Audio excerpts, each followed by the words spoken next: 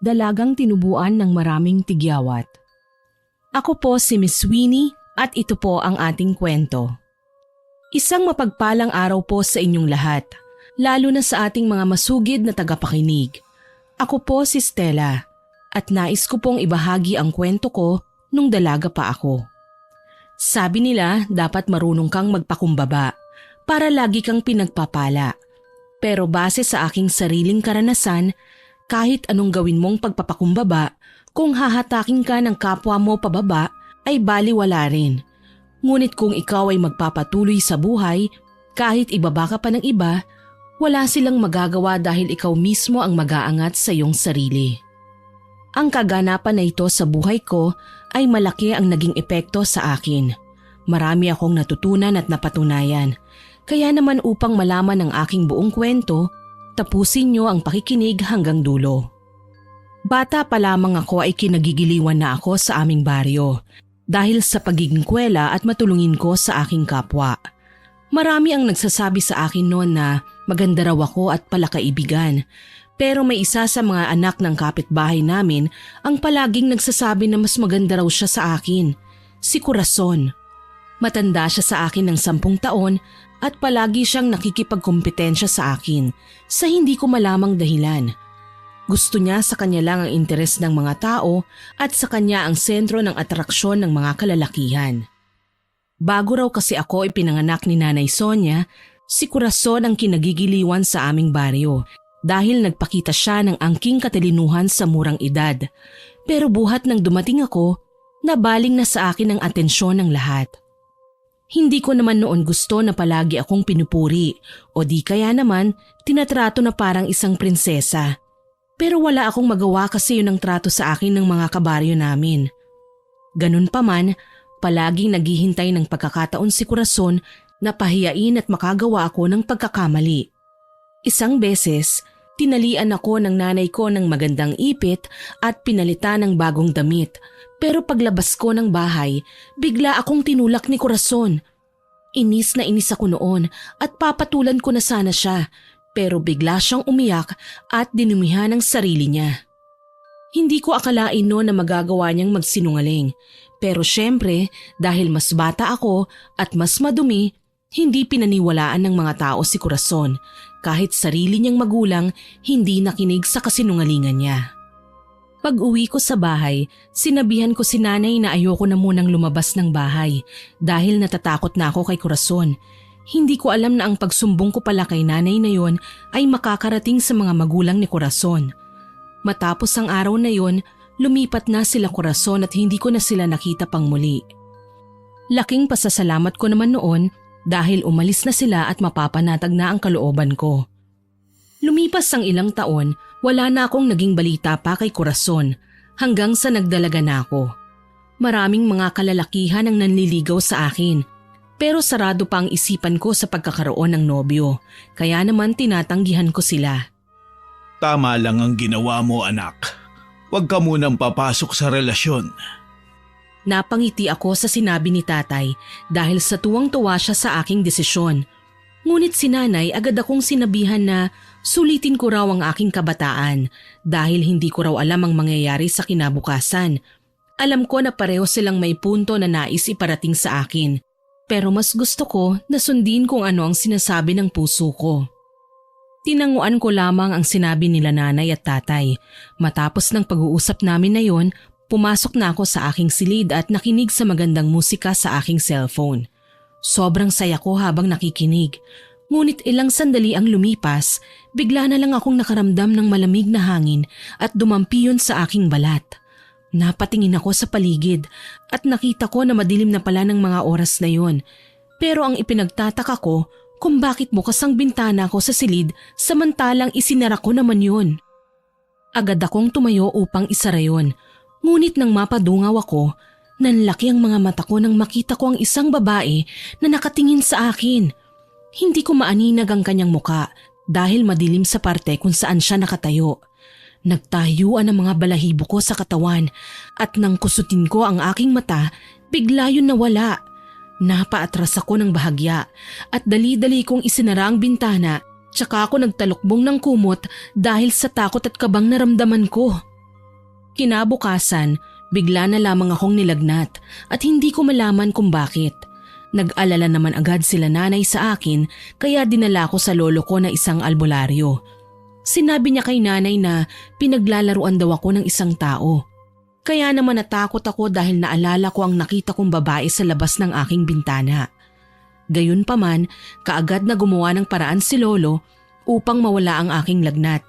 Sinabihan kami ni lolo na wag na muna akong papasukin sa eskwelahan upang makapagpahinga ang aking katawan. Sinunod naman nila tatay ang sinabi ni lolo. Hindi na muna nila ako pinapasok sa eskwelahan kahit na nagsasabi ako sa kanila na maayos naman ang aking pakiramdam. Ay naku anak, huwag ka nang magpilit pa. Dahil bilin sa atin ng lolo mo, huwag ka muna naming palabasin dito sa bahay dahil baka mas lalo pa daw lumala ang sakit mo. Hindi na lamang ako umimik noon sa sinabi ni nanay dahil kahit na ilang beses pa akong magsabi sa kanila na maayos ang pakiramdam ko, hindi pa rin naman nila ako pakikinggan. Nahiga na lamang ako sa aking kwarto buong maghapon at nagbasa ng libro na palagi kong ginagawa. Ilang sandali ang lumipas habang nagbabasa ako ng libro, bigla na lamang akong nakarinig ng tila ba bulong sa aking tabi. Napatingin ako sa aking paligid at tinanong ko pa nga kung sino ang nandyan pero wala namang sumagot at nag-iisa lamang ako sa aking kwarto. Hindi ako makapaniwala sa mga nangyayari ng mga panahon na yon pero pakiramdam ko guni-guni ko lamang ang lahat at bigla na lamang sumakit ang ulo ko. Napasigaw pa ako noon kasi para bang tinutusok ang mga parte ng katawan ko. Mabilis naman na nagpunta sila nanay sa aking silid at kaagad akong tinignan. Nalaman nila na mas lalong tumaas ang aking lagnat kaya naman nagpasya sila na bumili na lamang ng gamot na pwede kong mainom. Dahil sa sobrang sama ng nararamdaman ko ay kaagad akong nakatulog. Kinabukasan, laking gulat nila nanay kasi bigla na lang nawala ang lagnat ko. Kaya naman nagpasya sila na papasukin na ako sa eskwelahan dahil iniiyakan ko na rin naman sila talaga noon. Ako kasi yung tipo ng estudyante na ayokong lumiliban sa klase, lalo na at ako ang nangunguna sa aming mga mag-aaral. Pagpasok ko sa eskwelahan, lahat ay maayos naman. Ngunit nanlaki ang aking mga mata nang makita ko ang isang pamilyar na tao. Nilapitan niya ako na may ngiti sa kanyang labi. Ewan ko ba, pero bigla na lamang nanikip ang aking dibdib at natakot ako sa kanya. Kaya naman napaatras ako. Para ka naman nakakita ng multo, Stella. Hindi mo ba ako na-miss? Pasensya ka na ha, magkaklase pa tayo. Nahuli ako sa pag-aaral gawa ng lumipat kami ng bahay. Tsaka naging pasaway rin ako sa Maynila nung umuwi kami. Hindi ko agad nasagot ang mga sinabi ni Corazon dahil bumalik ang lahat ng takot sa aking isipan. Hindi ko na lamang siya pinansin ng mga oras na yon at umupo na lamang ako sa aking upuan. Sinabi ko na lamang sa mga kaklase ko na masama ang pakiramdam ko kaya mas mabuting layuan muna nila ako. Pero ewan ko ba, para bang nang-aasar si Corazon dahil tumabi pa siya sa akin. Gusto ko siyang sabihan na lumipat na lamang at ayoko siyang katabi.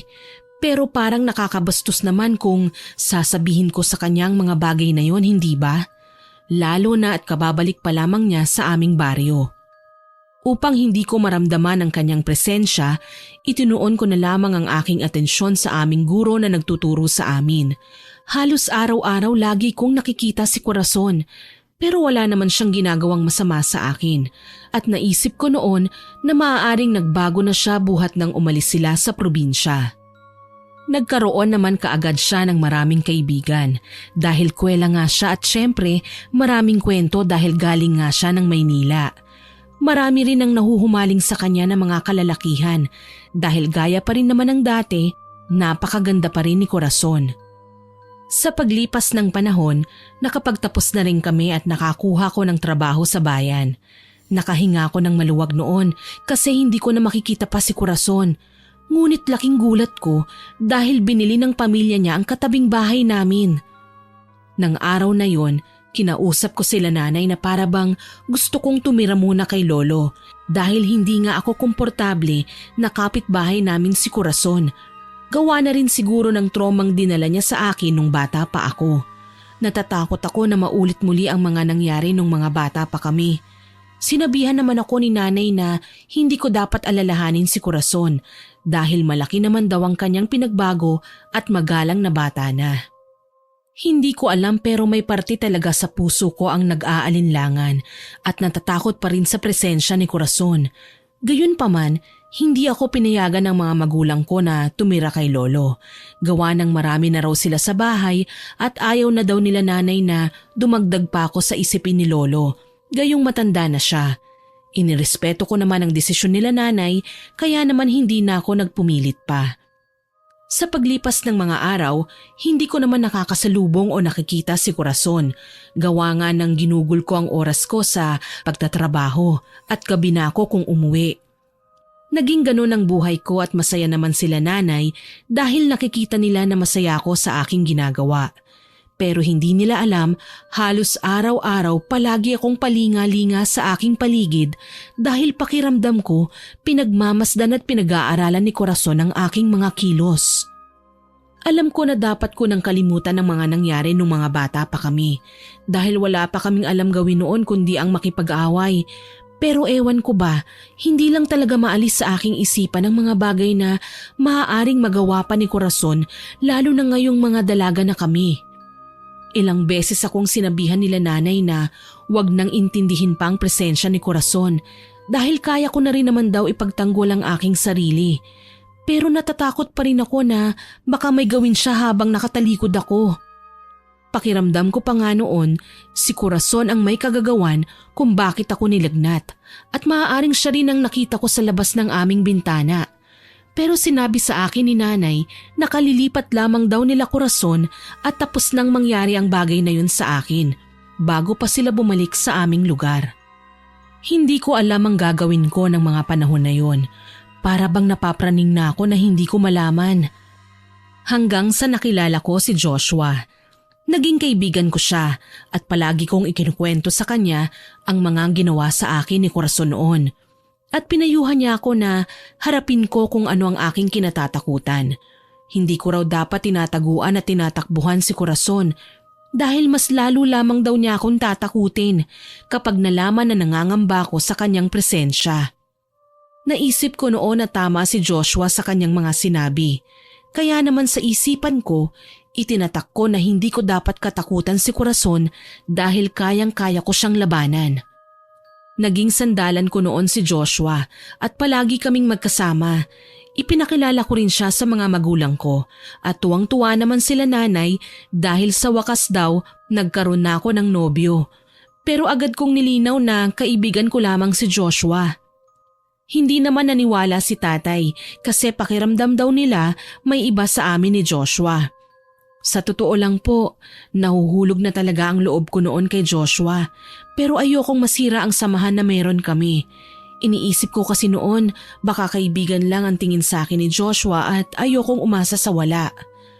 Sa paglipas ng mga araw, wala kaming inamin sa isa't isa ni Joshua at akala ko noon kaibigan lang talaga ang tingin niya sa akin.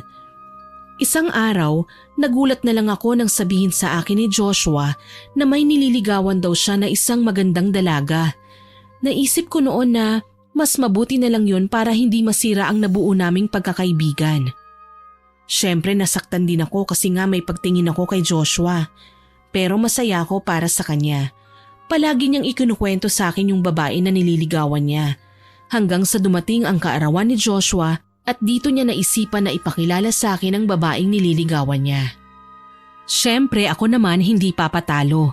Sinama ko sa kaarawan ni Joshua yung nanliligaw sa akin. Pagdating ko sa bahay nila, ipinakilala ko sa kanya yung manliligaw ko. Pero para bang ang sama ng aura niya sa kasama ko. Pare, huwag mong paiiyakin ang kaibigan ko. Kundi ibabaon ko sa itong kamao ko. Nagulat talaga ako sa sinabi ni Joshua dahil naramdaman ko na para bang nailang yung manliligaw ko kaya naman sinita ko siya. Joshua, wag mo naman takutin si Andre. Isa pa nanliligaw pa lang naman siya eh. Napailing na lang si Joshua at maya-maya pa'y lumapit sa amin si Corazon na ikinagulat ko dahil imbitado siya sa kaarawan ng aking kaibigan. Ngunit ang mas ikinagulat ko ay ang sumunod na sinabi ni Joshua. Si Corazon ang babaeng nililigawan niya. Ginawa ko ang lahat para maging kalmado sa harapan nila. Kahit na gustong-gusto ko nang sabihin sa pagmumukha ni Joshua na ang babaeng nililigawan niya ay ang siyang kinatatakutan ko. Naging maayos naman ang gabing yon at hinatid pa kami ni Joshua dahil yung manliligaw ko umalis din kaagad dahil may gagawin pa raw siya sa kanila. Hindi naman makapaniwala si Joshua nang sabihin ni Corazon na magkakilala kami at magkapit-bahay pa. Kinabukasan, inis na inis ako kay Joshua at iniwasan ko siya. Hindi ko rin naman kasi masabi sa kanya na ang babaeng nililigawan niya at ang kinaiinisan ko ay iisa lang. Dumaan ang mga araw at bigla naman akong na-corner ni Joshua sa daan habang palabas ako ng trabaho. Agad akong tinanong ni Joshua kung ano ba ang problema at bakit bigla ko na lamang siyang nilalayuan at iniiwasan. Humugot ako ng napakalalim na hininga at saka ko sinabi kay Joshua ang lahat tungkol sa babaeng nililigawan niya. Hindi naman siya makapaniwala sa mga sinabi ko na si Corazon na nililigawan niya ang siyang ikinukwento ko sa kanya. Nilinaw ko naman noon kay Joshua na ayos lang naman sa akin na ligawan niya si Corazon dahil desisyon niya naman ang bagay na yon at hindi niya ako kailangan alalahanin. Ganun pa man, nagulat na lang ako nang sabihin ni Joshua sa akin na hindi niya naliligawan si Corazon, lalo na at tingin niya hindi naman daw seryoso ang babae sa kanya. Kinausap ko pa noon si Joshua. Baka kako ibang isipin ni Corazon kapag huminto siya sa panliligaw. Pero sinabi ni Joshua na hindi rin naman siya masaya kay Corazon. Nagulat ako sa mga binitiwang salita ni Joshua at para bang may kakaiba sa mga sinasabi niya at bigla niya na lamang hinawakan ang aking kamay. Sinabi niya na ako talaga ang kanyang gusto pero natatakot lang siya na aminin sa akin dahil baka raw masira ang pagkakaibigan namin. Hindi ako makapaniwala noon sa mga sinabi ni Joshua pero hindi ko kagad sinabi sa kanya kung ano ang nararamdaman ko. Hindi ako umamin ng pagtingin sa kanya dahil nais ko na maging maayos muna ang lahat sa kanila ni Corazon bago ko sabihin ang totoo kong nararamdaman. Matapos ang araw na yon, binanggit sa akin ni Joshua na sinabi na raw niya kay Corazon na hindi na siya tutuloy sa panliligaw. Nalaman ko naman na nagsasabi ng totoo si Joshua dahil pag uwi ko ng bahay, nadaanan ko si Corazon na umiiyak kasama ang kanyang mga kaibigan. Nang makita ko ni Corazon, agad niya akong hinawakan sa braso at pinandilatan ng kanyang mga mata. Sinabihan niya ako na baka ako raw ang dahilan kung bakit tumigil si Joshua sa panliligaw sa kanya. Tinabig ko naman ang kamay niyang nakahawak sa braso ko at sinabi ko sa kanya na wala akong kinalaman tungkol sa desisyon ni Joshua. Dagdag ko pa sa kanya, hindi ko hawak kung ano ang naiisip ng kaibigan ko. Inawat naman siya ng mga kaibigan niya at umalis na lamang ako upang makaiwas sa gulo. Pero hindi ko alam dahil para bang nakukonsensya ako, dahil para bang totoo ang mga bintang sa akin ni Corazon. Tumigil naman talaga si Joshua ng panliligaw sa kanya nang dahil sa akin. Tumagal ang ilang buwan bago ko sinabi kay Joshua ang tunay kong nararamdaman sa kanya. Hinintay ko na muna na magkaroon ng bagong manliligaw si Corazon upang hindi niya na ako pag-initan pa. Inamin ko naman din kalaunan kay Joshua ang nararamdaman ko sa kanya at nangako siya na gagawin niya ang lahat upang mapasaya ko. Personal din siyang nagtungo sa aming bahay at nagpaalam sa aking mga magulang na liligawan ako. Agad naman na pinaboran siya ng mga magulang ko dahil kakilala na nila si Joshua. Alam din daw nila na hindi niya ako sasaktan. Sa paglipas ng mga araw, mas lalo akong nahulog kay Joshua hanggang sa umabot ng kalahating taon ang panliligaw niya sa akin at sinagot ko na rin naman siya. Hindi ako nagsisi na pinapasok ko siya sa aking buhay at binigyan ng pagkakataon para patunayan ang kanyang sarili. Nang malaman naman ni Corazon ang tungkol sa amin ni Joshua, bigla siyang sumugod sa bahay at pinagbibintangan ako na inagaw ko sa kanyang manliligaw niya. Binato pa niya ang pintuan ng aming bahay para lang lumabas ako. pero hindi ako pinalabas ni nanay at siyang humarap kay Corazon. Iskandalosa ka talaga, Corazon. Pati ba naman ang anak ko hindi mo tatantanan? Simula ng mga bata pa kayo, wala ka nang ginawa sa kanyang maganda. Baka gusto mong mapalayas muli dito sa baryo natin. Tumawa lang noon si Corazon at pinagsalitaan ng kung ano-anong salita si nanay. Sinabi niya na manang-mana raw ako sa nanay ko. Parehas daw kaming mga agaw at hindi ko alam kung saan niya nakuha ang kwentong yun. Lumabas naman si tatay at sinabihan si Corazon na kapag hindi siya lumaya sa bahay namin ay ipadadampot siya sa pulis. Narinig naman ng mga magulang ni Corazon ang mga argumento at agad na humingi sila ng tawad kina nanay at tatay at pinauwi na nila si Corazon. Nang umalis na nga sila, kaagad akong pinuntahan nila nanay sa aking kwarto at tinanong nila kung ano nga ba ang sinasabi ni Corazon at mga binibintang sa akin. Dito ko ikinuwento kay nanay ang lahat na dating nililigawan ni Joshua si Corazon, ngunit hindi niya na itinuloy dahil ako ang totoong mahal ni Joshua. Naging malinaw naman ang lahat sa mga magulang ko at sinabi nila na wala daw akong dapat na ikatakot dahil wala naman daw akong ginagawang masama kay Corazon. Subukan niya lang daw nasaktan ako at sila mismo ang sisingil sa kasalanan ni Corazon. Laking pasasalamat ko noon dahil nasa tabi ko ang mga magulang ko at hindi nila ako pinababayaan. Sa paglipas ng mga araw, hindi ko naman nakita si Corazon at napanatag naman ang aking puso. Umabot ng ilang buwan at naging masaya kami ni Joshua sa aming relasyon. Hanggang isang araw, bigla na lamang pumunta sa bahay namin si Corazon at may dala siyang bulaklak at pagkain na siya raw mismo ang nagluto. Sinabi niya sa akin na humihingi siya ng tawad sa lahat ng kasalanang nagawa niya sa akin at kung maaari daw ba na patawarin ko siya. Pinapasok naman siya ng mga magulang ko dahil nakita nila ang sinseridad sa mga mata ni Corazon.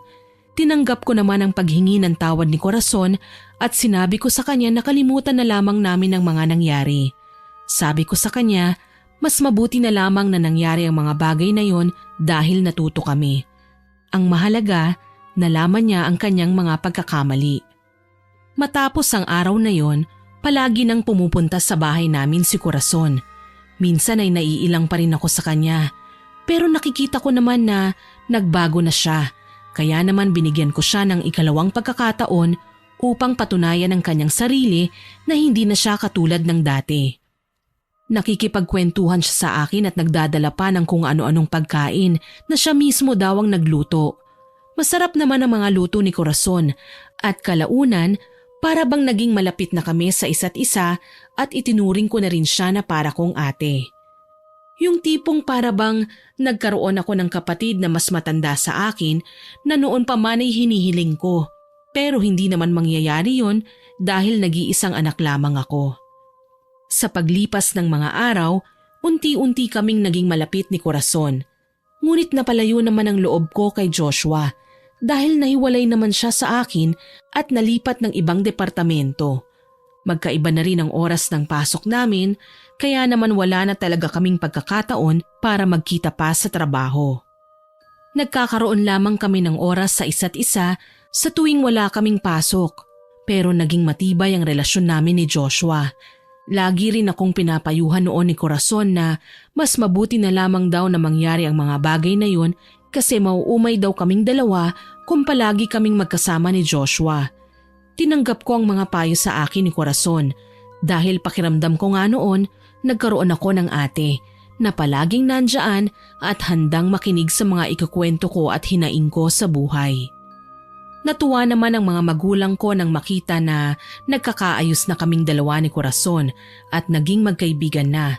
Sabi pa nga sa amin noon ni nanay na sana daw tuloy-tuloy na maayos ang relasyon naming dalawa at hindi na raw kami mag-away pa. Sinagot naman ni Corazon ang mga sinabi ni nanay noon at ang sagot niya, hindi na raw kami bata para mag-away pa. Mga paslit lamang daw ang nagtatalo at itinuturing niya na raw akong nakababata niyang kapatid. Sobrang saya ko noon kasi yung takot sa puso ko nawala na.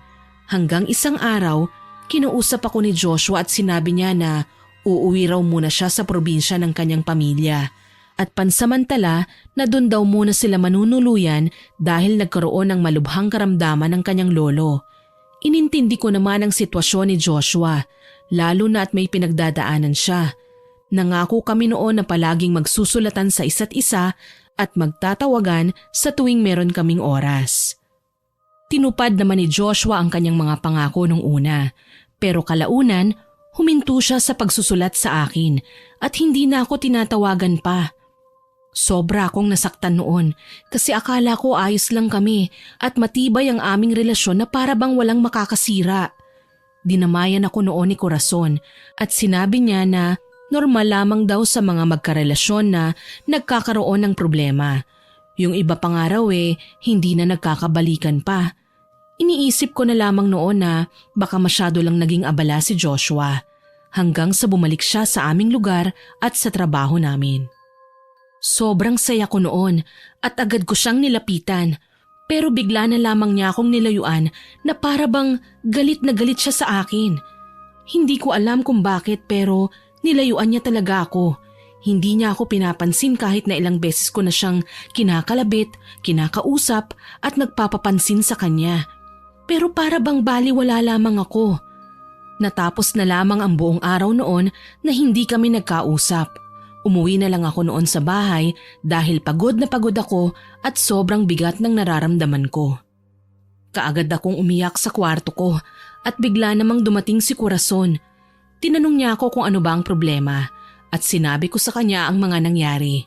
Sinabi niya noon sa akin na bigyan ko lamang daw ng espasyo si Joshua dahil baka may problema raw siya. Ewan ko pero sa pagkakataon na yun, hindi ko siya sinunod. Kinabukasan, pagkakita ko kay Joshua sa trabaho, hinila ko siya sa isang sulok at agad na kinausap. May problema ka ba sa akin? Bakit hindi mo ako pinapansin buhat nang dumating ka? Alam mo bang alalang-alala na ako sa'yo at sobrang nalulungkot nung hindi ka sumusulat at hindi mo man lang ako tinatawagan? Nagulat naman ako sa sinabi ni Joshua at natawa pa siya.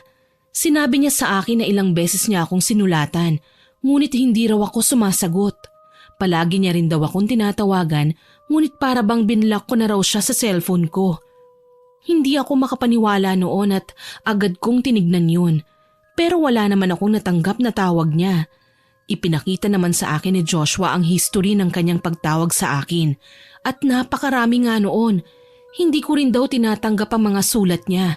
Kaya naman bumabalik sa kanya ang mga yon at ipinakita niya rin yon sa akin.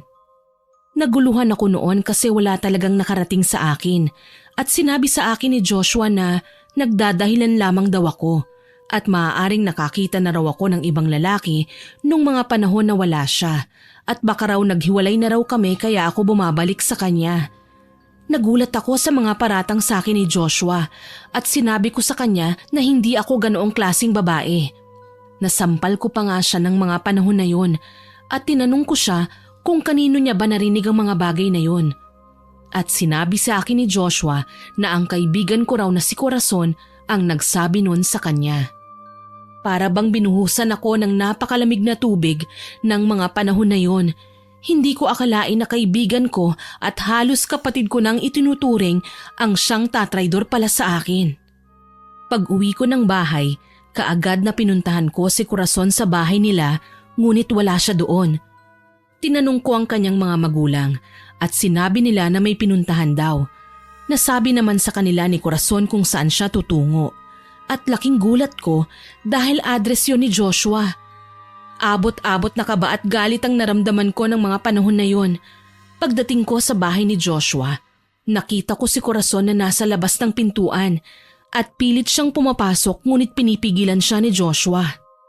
Dito ay agad na hinata ko si Corazon at sinampal siya ng 2 beses. Galit na galit naman siyang tumingin sa akin at dito ko lang napagtanto na plano niya palang lahat. Ang mga payo niya sa akin para hindi ako sumulat kay Joshua at siya rin ang nag-block ng number ni Joshua sa aking cellphone. Para bang tinusok ng paulit-ulit ang aking puso dahil sa mga nangyayari.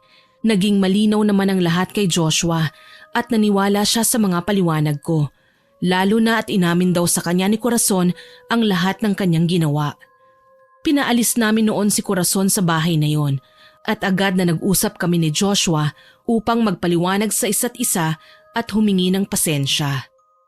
Naunawaan naman namin ang sitwasyon at pareho lamang kaming biktima ni Corazon na napakasama ng ugali.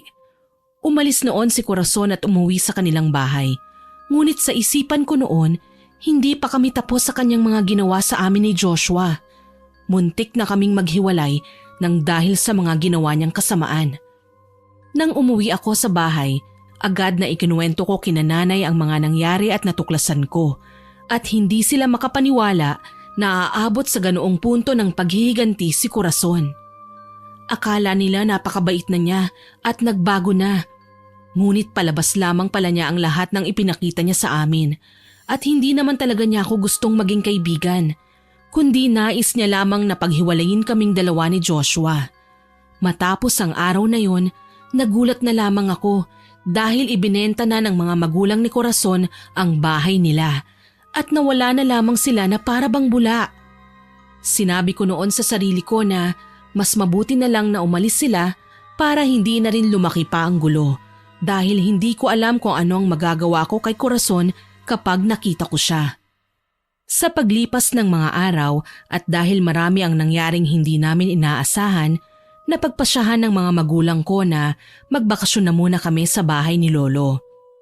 Labis ang saya ko noon kasi miss na miss ko na talaga si Lolo, lalo na yung mga kwento niya tungkol sa mga kababalaghan na meron ng mundo. Mga kwento na tungkol sa mga aswang, mangkukulam at iba't ibang elemento. Pagdating namin sa bahay ni Lolo, agad na nagmano ko sa kanya at ikinuwento ang mga nangyari sa akin. Hinawakan naman ni Lolo ang kamay ko at tiningnan niya ang aking palad tsaka siya pumikit. Ilang sandali lang, sinabi ni Lolo ang mga katagang mag-iingat raw ako dahil may nagbabadyang panganib sa aking buhay na hindi ko raw aasahan na mangyayari. Labis na kaba ang naramdaman ko noon at inisip ko na lamang natandaan ang mga sinabi ni Lolo bilang babala sa mga mangyayari. Binigyan ako ni Lolo ng pulseras at sinabi niya sa akin na ingatan ko raw yun at wag ko raw tatanggalin sa aking kamay dahil yun daw ang magsisilbing proteksyon ko sa nagbabadyang panganib.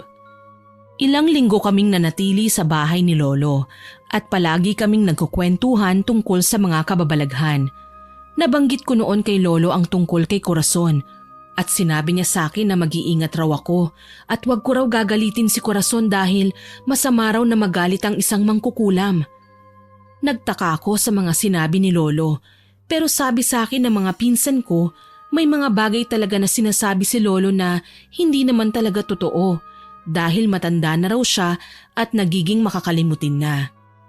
Ngunit ang mga salitang yon ni Lolo tumatak sa aking isipan at halos hindi na ako makatulog sa gabi nang dahil sa mga sinabi niya. Pakiramdam ko kasi sinasabi ni Lolo ang lahat ng yon para balaan ako sa mga mangyayari. Sa paglipas ng mga araw, naging maayos naman ang aking buhay at bumalik na kami sa aming bahay. Ngunit matapos ang mahabang bakasyon na yun, dito na nagsimula ang mga kababalaghan na nangyayari sa akin. Isang araw, nagkayayaan ang aming mga katrabaho at niyaya kami na maglibang dahil masyado kaming tutok sa trabaho. Sumama naman kami ni Joshua dahil parehas naman kaming libre ng araw na yon at sinabi namin na oras na rin yon para makasama namin ang isa't isa. Habang nagiinuman at nagkukwentuhan, bigla na lang akong nakaramdam ng sakit sa tiyan at agad akong sinamahan ni Joshua sa banyo para magsuka. Ilang sandali ang lumipas, bigla na lang sumama ang pakiramdam ko. Kaya naman wala na kaming nagawa pa kundi ang umuwi na lamang. Nanatili pa sa tabi ko si Joshua at kinabukasan na siya umuwi. Gayunpaman, hindi pa rin bumuti ang aking pakiramdam. Kaya naman sinabi niya sa akin na lumiban na lamang ako sa trabaho at siya na muna ang bahala sa aming amo na magpaliwanag sa nangyari. Tumango lamang ako noon dahil hindi talaga ako makapagsalita dahil sa sobrang sakit na nararamdaman ko. Paulit-ulit ako nagsusuka ng itim na likido na napakasangsang ng amoy. Hindi mo malaman kung anong amoy ang meron dahil para bang patay na hayop ang amoy nun o kaya naman inabubulok na lamang loob. Nag-alala naman ang mga magulang ko dahil ilang araw na akong paulit-ulit na nagsusuka ng mabahong amoy, kaya naman dinala nila ako sa doktor. Ngunit mas lalong lumubha ang aking pakiramdam.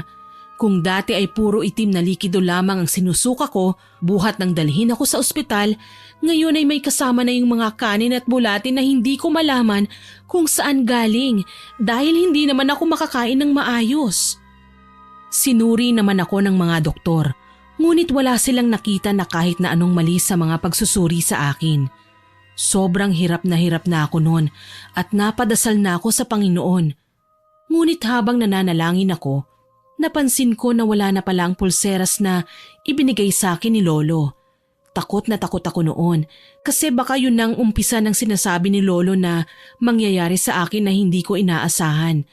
Pero sadyang malapit yata ako sa Diyos at pinakinggan niya ang mga panalangin ko. Kinalaunan, gumaling din ako at nakauwi kami sa bahay. Agad kong hinanap ang pulseras na binigay ni Lolo sa akin, ngunit hindi ko na yun nakita. Hindi naman kami makauwi sa probinsya dahil sabi ni nanay may bagyo raw na parating, kaya hindi na muna kami umuwi at baka maaksidente lamang kami papunta sa bahay nila Lolo. Bumalik na ako noon sa trabaho at laking pasalamat ni Joshua dahil mabuti na ang pakiramdam ko. Unti-unting naging maayos ang aking kalusugan at nakahinga na ng maluwag ang mga magulang ko. Isang gabi, hinatid ako ni Joshua sa bahay at agad akong umakyat sa kwarto ko upang magpahinga na. At sinarado ko ang pintuan ng aking kwarto pati na rin ang bintana. Dahil sa sobrang pagod, kaagad akong nakatulog. Ngunit ilang oras ang lumipas, bigla ko na lamang naramdaman na parabang may humila sa aking kumot. Nakaramdam din ako ng napakalamig na simoy ng hangin na siyang dahilan kaya nagising ako. Agad na tumayo ako at nakita ko yung kumot na nasa pintuan at bukas yun. Dahan-dahan akong bumaba at dinampot ang kumot ko. Isasara ko na sana ang pintuan nang bigla na lamang may humawak sa aking kamay na may napakatulis na kuko at nasugatan ako sa aking braso. Sobrang kaba ang naramdaman ko at napatayo ako. Tsaka ko lamang napagtanto na panaginip lamang ang lahat. Pero ang ipinagtataka ko, nang gumising ako, bukas ang pintuan ng aking kwarto, maging ang bintana na sinarado ko naman bago ko natulog. Dahan-dahan kong sinara ang pinto, maging ang bintana. Ngunit pagdungaw ko sa bintana, nakita ko ang isang babae na nakatayo sa labas. Nakatingin ito sa direksyon ko, ngunit hindi ko makita ang kanyang muka dahil napakadilim. Muli kong naalala ang nangyari sa akin nung medyo bata-bata pa ako. Nagtayuan ang balahibo ko sa kamay at braso, pero hindi ako nagpahalata na natatakot ako at sinigawan ko ang babae. Pero bigla na lamang siyang nawala na para bang bula. Akala ko noon na mamalikmata lang ako dahil naalimpungatan ako, kaya isinarado ko na lamang ang bintana. Ngunit ng mga sumunod na gabi, patuloy kong nakikita ang babae at palagi akong nananaginip ng masama. Minsan pa nga, nagising ako na maraming kalmot sa katawan ko na hindi ko malaman kung saan nga ba nanggaling. Dahil sa mga nangyaring kakaiba sa akin, sinabi ko sa mga magulang ko na lagyan ng ilaw ang labas ng bahay namin upang maaninag ko kung sino ang nasa labas kapag meron akong nakita. Hindi ko na binanggit pa sa mga magulang ko ang tungkol sa mga nakikita ko tuwing gabi at mga napapanaginipan ko dahil ayoko nang mag-alala pa sila sa akin. Matapos ang araw na yon, sunod-sunod ang mga bangungot na nangyari sa akin at halos hindi na ako makahinga sa tuwing gigising ako. Naririnig naman nila nanay ang mga daing ko at kinabukasan, kinausap nga nila ako. Sinabi nila sa akin na hindi daw maganda ang nangyayari, kaya naman muli akong nagpatingin sa doktor at niresetahan ako ng mga gamot. Pero ang mga binigay ng doktor na medisina hindi tumalab sa nararanasan ko. Patuloy pa rin akong binabangungot at palagi kong nakikita sa panaginip ko ang kamay na may mahahabang kuko at gusto niya akong sakalin. Ngunit hindi siya makalapit sa akin na para bang may pumipigil sa kanya. Nang dahil sa mga nangyari, hindi ako gaanong makatulog sa gabi at palagi na lamang akong aligaga. Pero pumapasok pa rin ako sa trabaho at hindi ko pinapahalata kay Joshua ang lahat ng pinagdadaanan ko. Pinakita ko rin noon sa mga magulang ko na mabuti na ang aking kalagayan. Pero sa tuwing sasapit ang gabi, hindi ako nakakatulog. Sa paglipas ng mga araw nang dahil sa aking ginagawa, tinubuan ako ng napakaraming tigyawat sa aking muka. Nung una, 1 piraso lamang yun at agad ko naman yun na pinisat pero hindi pa rin natanggal kaya hinayaan ko na lamang. Lumipas ang mga araw, lalong dumami ang mga tigyawat ko at napansin na yun ng mga katrabaho at kaibigan ko. Lalo na si Joshua. Umabot pa nga sa puntong napuno na ng tigyawat ang buong mukha ko at sobrang nahihiya ako noon na magpakita sa mga tao. Kahit na lumabas lang sa aming bahay ay hindi ko na magawa. Labis na nag-alala si nanay. Pero sinabi ko noon sa kanila na mawawala rin naman ang mga yun kapag nakapagpahinga na ako at nakatulog ng maayos. Para hindi ako mangamba, lagi akong sinasamahan nila nanay na matulog sa aking kwarto. At minsan sa bahay na rin natutulog si Joshua para naman meron akong katabi. Naging maayos naman ang tulog ko dahil pakiramdam ko ligtas ako noon at palagi akong tumitingin sa bintana sa tuwing bago ako matulog. Pero palaging sinisiguro sa akin ng mga magulang ko at maging si Joshua na ligtas ako sa tabi nila. Gayunpaman, kahit na maayos na akong nakakatulog, hindi pa rin natanggal ang mga tigyawat sa aking muka. Binigyan ako ng doktor ng alternatibong panlagay sa mga tagyawat ko upang mawala na ang mga ito. Pero mas lalo lamang lumala. Sobrang lala ang nangyari sa pagmumukha ko noon.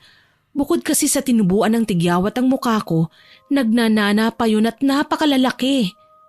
Hindi ko na alam ang gagawin ko noon dahil wala na akong alam tungkol sa mga nilalagay sa muka kasi nga simple lamang ako. Hindi nga ako naglalagay ng kahit na anong kolorete o kaya naman skincare na tinatawag nila. Gusto ko kasing natural lamang at walang nilalagay na kung ano-ano. Wala naman kasi akong kaarte-arte sa katawan Dumaan ang mga araw, lalong lumubha ang mga tagyawat ko.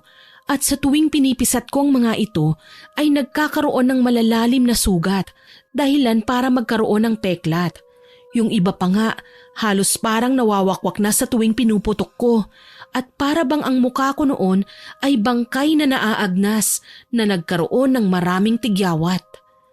Pati sa buong katawan ko noon nagkaroon ng maraming tigyawat.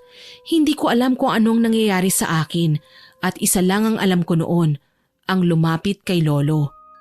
Ngunit kasagsagan naman ng bagyo noon at sunod-sunod pa. Tiniis ko na lang na hindi lumabas ng bahay ng ilang buwan nang dahil sa kondisyon ko.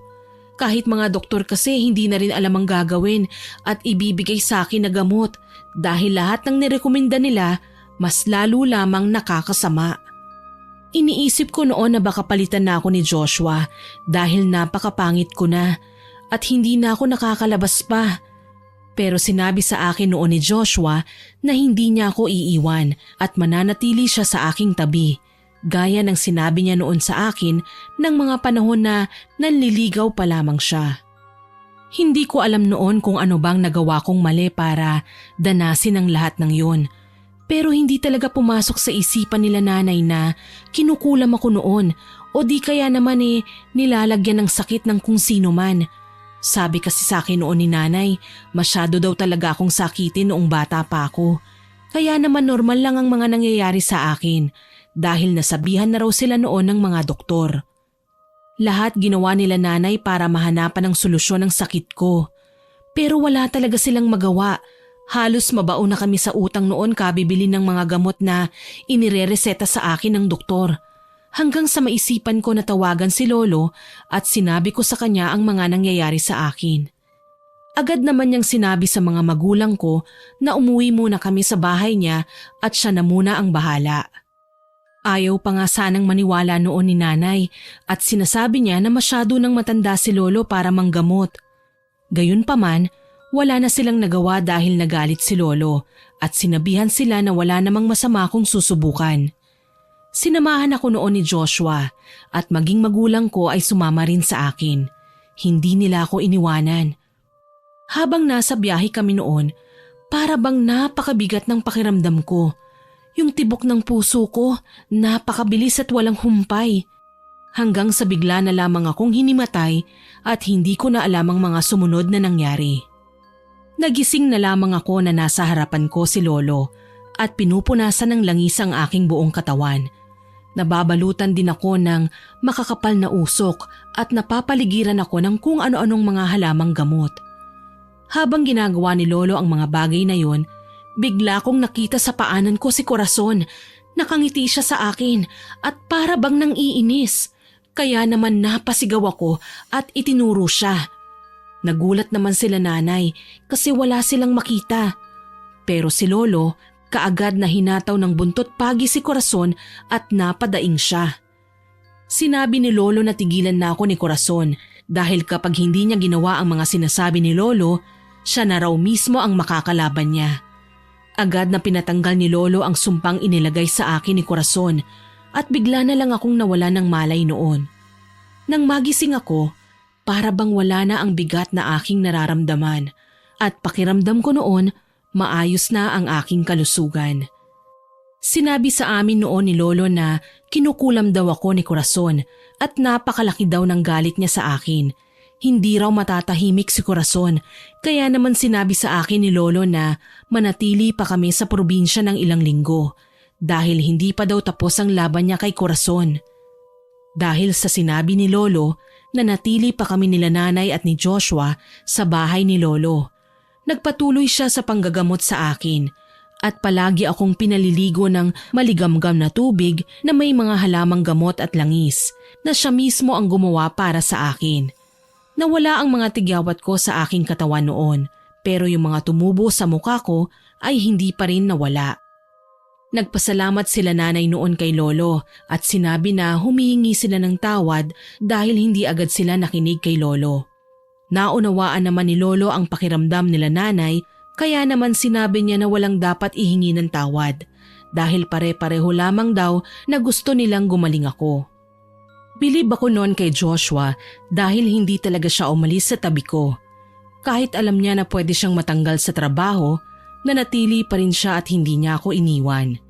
Tinupad niya ang pangako niya sa akin kaya naman sabi ko noon kay Joshua, babawi ako sa kanya kapag gumaling na ako. Sinabi naman niya sa akin na hindi ko raw kailangan bumawi. Ang mabuting gawin ko raw ay magpagaling nang sa ganon mapanatag na ang kanyang damdamin pati na ng mga magulang ko. Nagpakatatag naman ako noon at nilabanan kung ano man ang sumpang inilagay sa akin ni Corazon na hindi ko alam kung ano dahil si Lolo lamang ang nakakaalam kasi siya lamang ang gumagamot sa akin. Umabot rin ng ilang buwan na nanatili kami sa bahay ni Lolo hanggang sa sinabi niya na pwede na kaming umalis at umuwi sa aming bahay. Pero hindi pa rin naman tuluyang nawawala ang mga tigyawat ko sa muka. Kumonti lamang ang mga yon. Niyakap ko ng napakahigpit si Lolo noon at nagpasalamat dahil sa tulong niya sa akin. Malaki ang utang na loob ko noon kay Lolo dahil siya ang dahilan kung bakit ako gumaling. Sinabi naman sa akin ni Lolo na hindi pa siya tapos sa pakikipaglaban kay Corazon at kung may mangyari man na masama sa kanya, hanapin ko raw si Corazon at gawin ko raw ang dapat.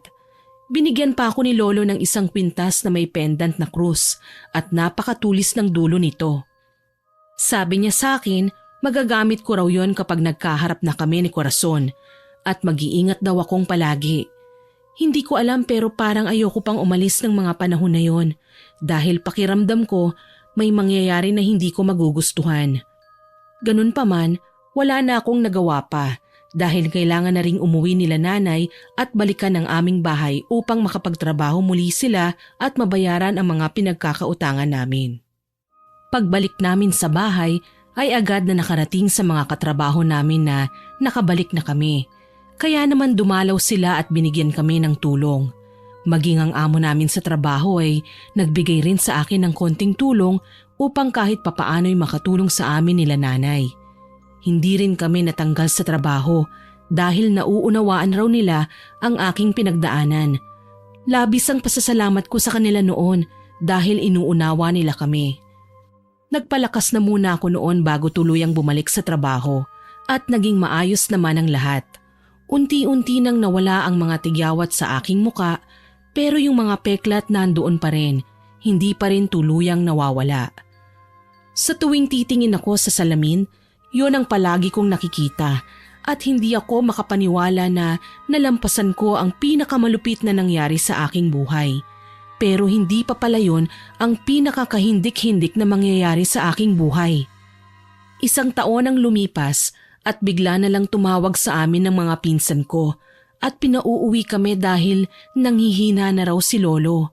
Sobrang bigat ang nararamdaman ko noon dahil pakiramdam ko si Lolo lamang ang makakatulong sa akin kapag binalikan ulit ako ni Corazon. Pagdating namin sa bahay ni Lolo, nanghihina na siya ngunit nakakapagsalita pa. Kinausap niya ako ng masinsinan at binigay sa akin ng isang libro. Sinabi niya sa akin na subukan ko raw basahin ang mga nakasulat doon at maaaring makatulong daw sa akin at magamit ko sa hinaharap. Binalaan pa ako ni Lolo na hindi pa tapos maningil si Corazon at nais niya daw talaga na mapatay ako at mapaghiwalay kaming dalawa ni Joshua. Hindi ko alam kung bakit ganun na lamang ang galit sa akin ni Corazon, kaya naman sa isipan ko noon, gustong-gusto ko na siyang makita at makaharap ng personal. Nang sa ganun naman ay matanong ko siya kung ano nga ba ang problema niya sa akin at bakit niya ako hindi tinatantanan at tuluyang pinapahirapan. Kalaunan ay namatay rin si Lolo. Marami sa aming magpipinsan ang nagluksa at malungkot sa pagkawala ni Lolo. Nanatili pa ako ng ilang linggo sa bahay ni Lolo at binasa ang nakasulat sa libro na binigay niya sa akin. Pero hindi ko talaga maunawaan kung ano nga ba ang ibig sabihin ng mga yon. Hanggang sa napagpasyahan ko na bumalik na kami sa bahay at magtrabaho na lamang akong muli. Pero hindi ko inihihiwalay sa akin ang librong ibinigay ni Lolo dahil palagi ko pa rin itong binabasa. Hanggang isang araw, bigla na lamang nakita ni Nanay ang libro sa aking silid at nagulat ako dahil naiintindihan niya ang mga nakasulat doon at kahit si Tatay ay nauunawaan ang mga nakalathala doon. At sinabi nila sa akin na Latin daw ang mga salitang yon na nakasulat sa libro na binigay ni Lolo. Yun daw ang ginagamit ni Lolo sa tuwing manggagamot at kaya alam nila kung paano yun bigkasin at basahin dahil tinuruan sila noon ni Lolo. Hindi ko alam kung ano nga ba ang pumasok sa isipan ko at nagpaturo ako kina Nanay at Tatay. Sa tuwing may oras ako, palagi kong binabasa ang libro at paulit-ulit ko yung kinakabisado sa aking isipan. Laking gulat ko kasi bigla na lamang nawala lahat ng peklat sa pagmumuka ko. Hindi na rin ako binabangungot gaya ng dati at wala na ring nagpapakita sa akin na babae sa labas ng bintana. Lahat ng kababalaghan na nangyayari sa akin noon nawala ng bigla. Hindi ko alam kung himala ba yun o sadyang napagod lamang si Corazon. Ganun pa man, hindi ko inisip na tapos na ang lahat dahil buhay pa rin si Corazon. At natatandaan ko pa rin ang bilin ni Lolo. Sa paglipas ng buwan, napagpasyahan ni Joshua na magpahinga na muna sa trabaho at magbakasyon kasama ng kanyang pamilya. At nais niya na isama ako sa kanilang probinsya. Kaya lamang hindi pumayag ang mga magulang ko dahil baka daw mapahamak ako. Kahit nasabihin kasama ko pa si Joshua ay hindi pa rin sila sumang-ayon. Ngunit kinabukasan, nakarating sa akin ang balitang na aksidente sila Joshua at malubha ang natamo niya. Sobrang nag-alala ako sa kanya at nagtungo ako sa kanyang silid sa ospital at dito ko nakita na wala pa rin siyang malay. Naalala ko noon ang mga nakalagay sa libro na maaari kong gamitin upang makapanggamot ng may mga sakit. Kaya naman sinubukan ko kay Joshua. At laking gulat ko dahil tumalab yun at bigla siyang nagkaroon ng malay. Nga pala, nakalimutan kong banggitin, isang buwan na noon na walang malay si Joshua bago ko naisipan na gamitin ang orasyon ni Lolo. Nang gumaling si Joshua, sinabi ko sa kanya na gusto ko nang magsama na kami sa iisang bubong, kaya naman bumili kami ng bahay. Masaya kaming nagsama at sa dami ng mga nangyari sa aming buhay ay naging matatag na kami. Sa paglipas ng mga araw, naging maayos ang relasyon namin ni Joshua. Nagsasama na kami sa iisang bubong. Kilalang kilala naman namin kasi ang isa't isa kaya naman baliwala na sa amin ang problema at hindi na ito pinapansin pa dahil noon pa man alam na namin ang ugali ng bawat isa. Nagdaan pa ang mga araw at napagdesisyonan na namin na magplano na ng kasal at labis ang saya ng mga magulang ko nang malaman ang bagay na yun. Kaagad silang nagplano at tinulungan kami na mabuo ang mga gagawin sa araw ng aming kasal. Pero bigla na namang dumating si Corazon sa aming buhay. Muli na naman itong gumawa ng gulo. Pero sa pagkakataon na yon, si Joshua naman ang kanyang pinuntirya. Palagi na lamang binabangungot si Joshua gaya ng nangyari sa akin noon. Dumating pa sa punto na naglalakad na siya ng tulog at muntikan pa akong saksakin. Gayunpaman, hindi ko siya sinukuan at lagi ako sa kanyang tabi. Naghanap ako ng solusyon sa kanyang sakit at sa mga nangyayari sa kanya. Hanggang isang araw habang namimili ako, nakita ko bigla si Corazon at sinundan ko siya. Pero bigla na naman siyang nawala na para bang bula. Pakiramdam ko noon sinusundan niya kami ni Joshua at binabantayan niya ang bawat kilos namin. Mahal, nakita ko si Corazon nung nakaraang araw. Nandyan siya sa labas ng bahay natin at nakakatakot ang itsura niya. Dahil nakangiti siya na para bang baliw. Anong gagawin natin para mapigilan siya sa kanyang mga ginagawa? Nagulat ako sa mga sinabi sa akin ni Joshua dahil hindi lang pala ako ang nakakita kay Corazon, maging si Joshua nakita rin siya. Dinalaw naman kami ni nanay sa bahay namin at nagdala siya ng mga pagkain. Pero ikinagulat ko ang kanyang ikinuwento. Anak, nalaman ko na malapit lang pala dito ang tinitirhan ni Corazon at balita ko, minamanmanan kayo. Mas mabuti pa siguro lumipat na muna kayo sa bahay natin. Doon mas ligtas pa kayong dalawa. Hindi ko alam kung anong isasagot ko noon kay nanay dahil nag-aalala na rin talaga ako at hindi ko na rin alam kung ano pa ang gagawin namin. Kahit naman kasi lumayo na kami, ginugulo pa rin kami ni Corazon at hindi kami tinitigilan. Pinili namin ni Joshua na hindi umalis sa aming bahay at sabi namin kung magpakita man muli sa amin si Corazon, haharapin na namin siya ng magkasama.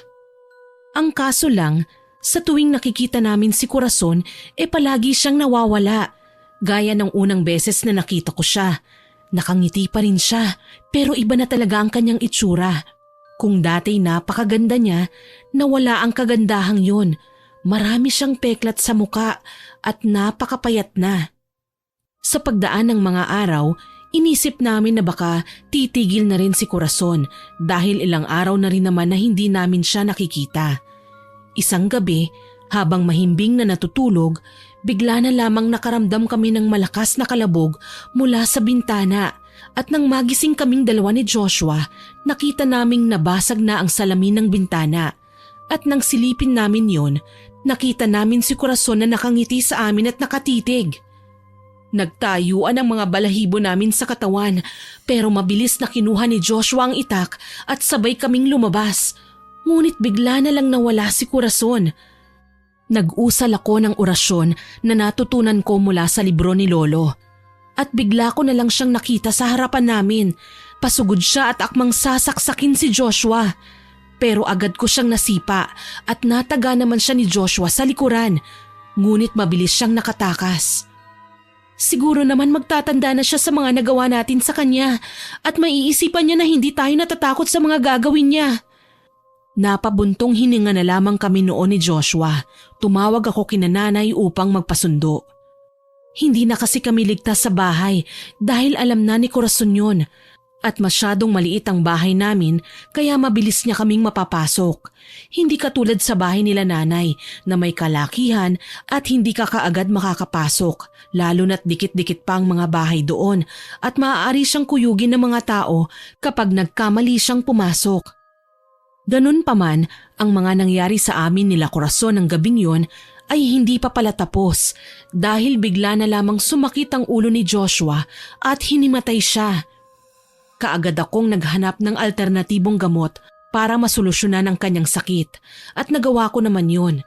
Inis na ako noon at napupuno na ng galit ang aking puso kaya naman umusal na ako ng dasal at humingi ng gabay sa Panginoon kung ano na nga ba ang dapat kong gawin sa mga nangyayari. Hindi ko na alam ang aking gagawin noon dahil patuloy pa rin sa panggugulo sa amin si Corazon at sumagi sa isipan ko ang sinabi ni Lolo na magagamit ko raw ang libro, maging ang kwintas na ibinigay niya sa akin. Hindi ko alam noon kung ano ba ang gagawin pero nagawa kong mahanap ang bahay ni Corazon ngunit wala siya doon. Sinabi sa amin ng may-ari ng tinutuluyan niya na matagal na raw siyang umalis, na ikinagulat ko naman dahil ilang araw pa lang nung huli ko siyang makita sa bahay namin. Sa paglipas ng mga araw, habang nagpapagaling si Joshua, naghahanap naman ako ng paraan upang mapigilan si Corazon sa kasamaan na kanyang ginagawa.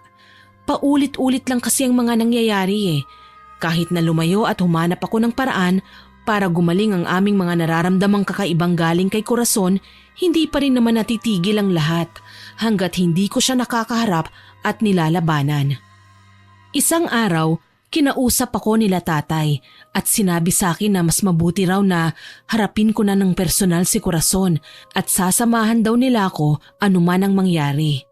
Laking pasalamat ko noon dahil hindi ako iniwanan ng aking pamilya, lalo na si Joshua.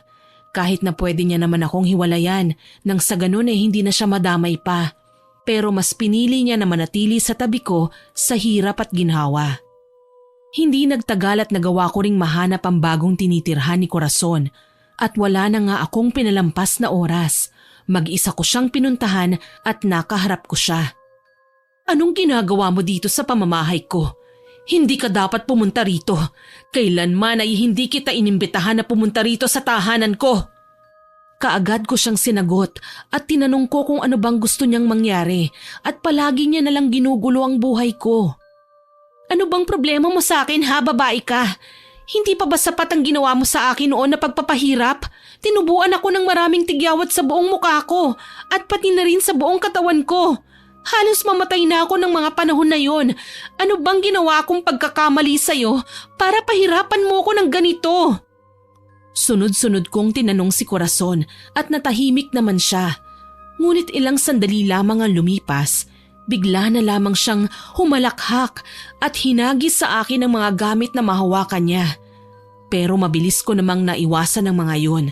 Galit na sinabi sa akin ni Corazon na simula nang ipinanganak ako ng aking ina, nakuha ko na daw ang atensyon ng lahat na dapat sana ay sa kanya lamang.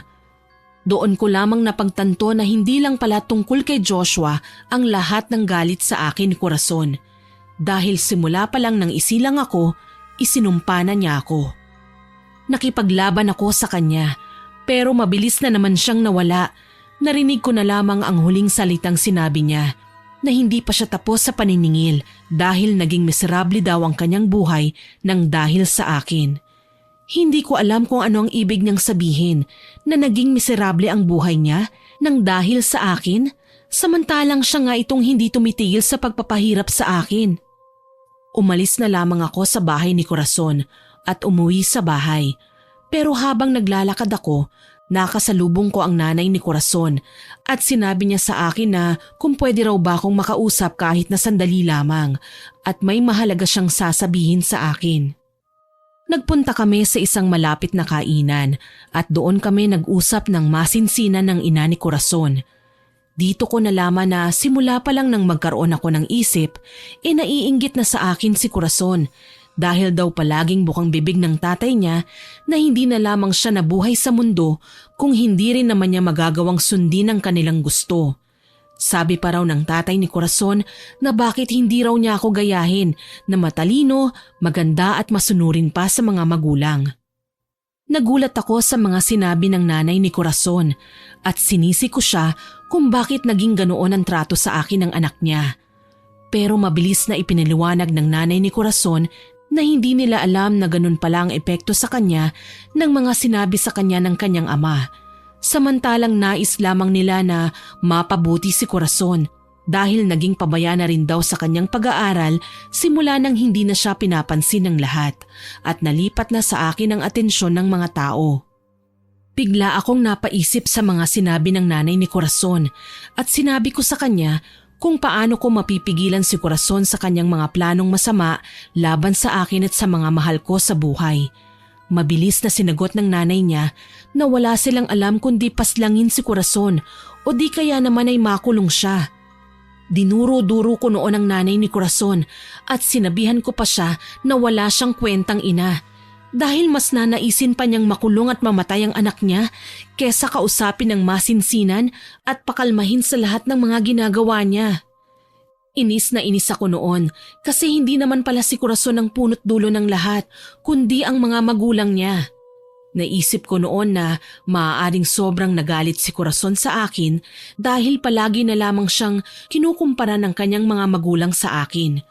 Ganun pa man, hindi pa rin naman yun dahilan para gawin niyang miserable ang aking buhay. Matapos ang pag-uusap namin ng nanay ni Corazon, palagi na siyang tumatawag sa akin at sinasabi kung saan nga ba nagtutungo ang kanyang anak. Hanggang isang gabi, habang mahimbing na natutulog, bigla na lamang akong nakatanggap ng tawag mula sa nanay ni Corazon at sinabi niya na papunta raw sa aming bahay si Corazon at susunugin ang tahanan namin. Kaya naman mabilis akong tumayo at pinuntahan sila nanay upang balaan, pero nagsisimula na ang sunog noon. Mabilis na nakalabas kami nila nanay at nang makita ko si Corazon mula sa di kalayuan, agad ko siyang sinundan. Kahit na nanghihina ako noon dahil sa usok na nalanghap ko mula sa loob ng nasusunog naming bahay, hindi ako nagpatinag. Hinabol ko siya hanggang sa naubutan ko siya sa gubat. Uubusin ko ang lahat ng mahahalaga sa'yo hanggang sa wala nang matira. Kaagad kong sinagot ang mga sinabi sa akin ni Corazon at sinabihan ko siya na hindi niya kailangan gawin ang mga bagay na yun dahil lang sa inggit at pot sa akin. Sinabi ko noon na ako na lamang ang patayin niya at parusahan. Huwag niya na lamang idamay ang mga mahal ko sa buhay. Pero sinabi sa akin ni Corazon na mas masasaktan daw niya ako kapag ang mga mahal ko sa buhay ang naapektuhan. Hindi ako makapaniwala noon sa mga sinabi ni Corazon at bigla na lamang niya akong sinugod. Sinakal niya ako ng napakahigpit at ramdam ko na bumabaon sa leeg ko ang napakatulis niyang kuko. Naalala ko ang panaginip ko dahil sa nangyari. Kitang-kita ko ang galit sa mga mata ni Corazon. Bigla namang dumating si nanay at agad na hinampas ng kahoy si Corazon. Ngunit bigla na lang niyang tinulak ang nanay ko at tumalsik at nawalan ng malay. Ilang sandali pa ang lumipas.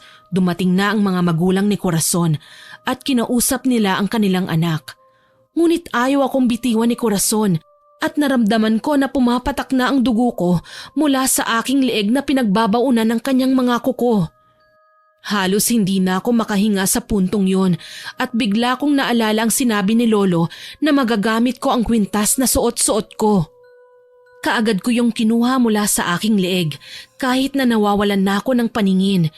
Iniangat ko ang aking kamay at isinaksak ko sa kanyang braso ng napakadiin ng kwintas na hawak ko. Nabitiwan ako ni Corazon at agad ko siyang sinipa, ngunit bigla naman niyang nahawakan ang aking paa. Dinaganan niya ako at pilit niyang sinusubukang kalmutin ang aking muka, pero iniharang ko ang aking kamay. Dumating naman si Joshua at kaagad na hinila niya si Corazon, dahilan para silang dalawa naman ang magpagulong-gulong. Pero tumama ang ulo ni Joshua sa malaking bato, dahilan para mawalan siya ng malay. Hindi naman nakasunod sa amin si tatay dahil nawalan siya ng malay dahil sa labis na nalanghap na usok habang palabas kami sa aming bahay. Ang mga magulang naman ni Corazon ay wala nang magawa kundi ang pigilan siya at sigawan para itigil na ang kanyang kasamaan, pero hindi natitinag sa kanila ang kanilang anak. Bakit mo ba ginagawa ang lahat ng ito, Corazon? Piliin mo na lamang na magbago at magsimulang muli. Galit na sumigaw noon sa akin si Corazon at sinabi niya na wala nang paraan para magbago siya. Marami na raw siyang kasalanan na kailangan niyang pagbayaran, kaya tatapusin na lamang niya ang kanyang buhay kapag wala na ako. Nanghihina na ako ng mga panahon na yon, kaya naman hindi na ako makatayo pa. Sinugod naman ako ni Corazon at agad kong pinikit ang aking mga mata. Ngunit laking gulat ko dahil humarang pala ang nanay niya at ang ina niya ang kanyang nasaksak. Biglang nanlumo si Corazon nang makita niyang nag-aagaw buhay ang kanyang ina at lumapit pa ang ama niya at sinisisi siya. Ngunit sa galit ni Corazon, maging ang kanyang amay, kinitilan niya ng buhay. Niyakap niya ang kanyang ina na naghihingalo na. Hinawakan niya ang kanyang anak at sinenyasan ako na tapusin na ang buhay ni Corazon. Kahit nagdidilim na ang paningin ko noon, inipon ko ang natitira kong lakas at agad kong dinampot ang pendant ng kwintas na bigay sa akin ni Lolo at patakbong nagtungo sa kinaroroonan ni Corazon. Hindi na siya nakapalagpa dahil niyakap siya ng kanyang ina at agad kong sinaksak sa kanyang leeg ang aking kwintas sabay umusal ng orasyon. Napahiga siya habang yakap-yakap ang kanyang ina at hinugot ko ang kwintas at saka itinarak yun sa kanyang puso. Doon na nawalan ng buhay si Corazon at bigla naman naging madilim ang paligid dahil nawalan na ako ng malay. Matapos ang pangyayaring yun, nagising na lamang ako na nasa bahay kami nila Joshua at naroon ang aking tatay maging ang mga pinsan ko na sila palang ng gamot sa amin. Sinabi rin nila sa akin na ilang linggo na raw akong hindi gumigising, kaya naman tinawagan na nila ang mga pinsan ko na may kaalaman sa panggagamot. Ang agad na hinanap ko noon ay si Joshua, ngunit sinabi nila na wala pa rin siyang malay dahil sa lakas ng pagkakabagok ng ulo niya sa malaking bato. Labis ang pag-aalalang nararamdaman ko noon at sinabi nila nanay na wala na raw si Corazon, maging ang mga magulang niya na gawa niyang mapatay. Kinalaunan, nagising din naman si Joshua at nagsimula kami ng bagong buhay. Ang mga peklat na natamo ko ng gabing yon hindi na nawala pa. Hanggang ngayon nandito pa rin sa leeg ko ang bakas ng kuko ni Corazon at nagpapaalala yun sa akin sa mga nangyari sa aming buhay. Ganun pa man, ipinagpapasalamat ko sa Diyos na hinayaan niyang mangyari ang mga bagay na yon upang maging mas matatag kaming dalawa ni Joshua at ng pamilya ko. Marami mang pagsubok na pinagdaanan ng aming pamilya na gawa naming malampasan ng magkakasama. Sa kasalukuyang taon, masaya na akong namumuhay kasama ang aking asawa na si Joshua at dalawa naming anak. Matagal na rin namang namayapa si nanay at tatay dahil sa katandaan. Ganun pa man, ang peklat ng nakaraan na natili sa aking isipan. Marami akong natutunan mula sa nakaraan at patuloy ko yung ibinabahagi sa aking mga anak upang magbigay inspirasyon at babala sa kanila. Hanggang dito na lamang po ang aking kwento at maraming salamat na ibinahagi nyo ang aking karanasan. Naway nagustuhan nyo ang aking ibinahaging kwento. Hanggang sa muli, ako po si Miss Winnie na nagpapasalamat sa inyong pakikinig.